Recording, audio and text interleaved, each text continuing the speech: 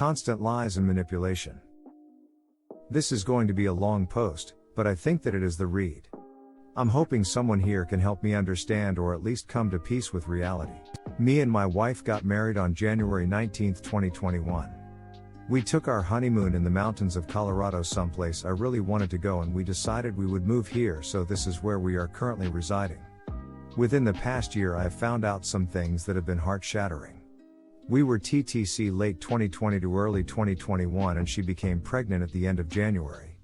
I proposed to her on December 24th and she cheated on me on December 28th, and I contracted an STD because of this. Turned out the person she cheated on me with was an ex-boyfriend. Back when me and her were talking, they were actually in a relationship and she was sleeping with the both of us sometimes on the same day. I'm sure you can imagine the strain it has had on our marriage. To be fair, during her pregnancy after we moved to CO, she put in a lot of effort to make changes, but only after the third day we got here and got in an argument she went on Tinder and reached out to her ex. To cut this short, in the past year, I found out she was previously married. Cheating on the guy she cheated on me with. Lied about herself, money, where she was living, and basically the whole foundation of our relationship was fabricated. She even went into details about the house she lived in with the ex. Here is what brings me on Reddit and writing this post today. In January my mother passed from COVID, and I took a trip down to FL, which is where we are both from. I stayed for about 2 weeks, grieved with my family, set up funeral arrangements, and kept in contact with my wife every day. She also had my location the whole time, and during this time away, which was very much needed for me to think and reflect on my life and my current situation. I actually came to terms with everything that happened. I missed my family and I wanted nothing more than to go home.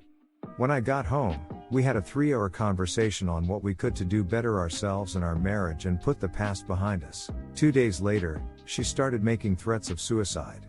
Said that she was miserable, was very argumentative and mean. This went on for 2 weeks. She called me names every day, said that I was sneaky, a liar, a psychopath, a cheater, that when I was in Florida I probably cheated on her. Reflection much? We got in fights so bad the cops ended up coming, and she actually lied and tried having me thrown in jail for domestic abuse. A neighbor that saw and heard the altercation thankfully backed me up and that didn't happen.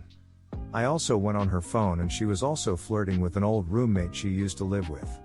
He was also talking about her moving to CO to rent a room and that he wouldn't charge her that much money, would get her a job. There is a Facebook page, Denver Friends and Meetup or whatever, that a friend of mine from FL living in CO is also in, and she knows my wife from seeing my FB post.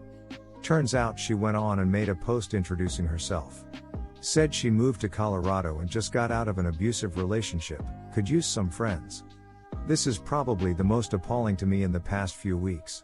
She went on Facebook and fabricated a whole story, saying I've lost everything, my family, my home, and my son. But in return I've gained my freedom back. She also went on to talk about how she has to try and figure out how to convince the courts that I am abusive. I don't know why I stayed. I guess because she was pregnant and I was hoping she would change. I'm still in CO, believe it or not. She charmed me into thinking she would change, and as usual, like every time when I'm ready to leave, she has been on her best behavior. I know it's only a matter of time, and tonight I'm booking a one-way ticket to Florida. I have no support system, no family, and no one to help me. I don't know if I will return to CO or not, as I do have some family in nearby states. I guess I'm just here to ask, why has she done these things? What does she get out of it? Is she mentally ill?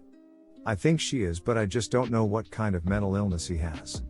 I don't think she is bipolar or depressed. I don't know where to go from here in my life. These past few years have been an emotional roller coaster. I'm shaking with anxiety as I write this, as I do every time I think of the things she has done. Please give me some advice. I'll be honest, you need to get away from her.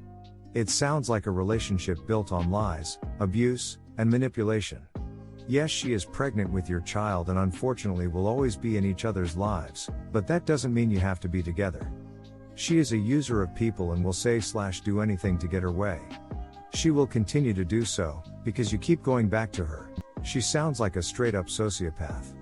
She was married in the past and never told you? She accuses you of cheating because she is.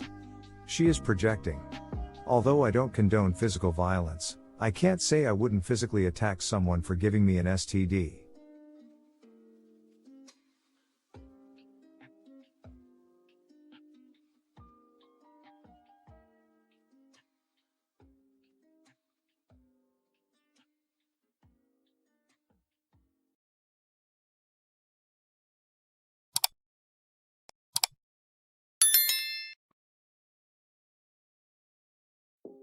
Wife had EA with her high school friend.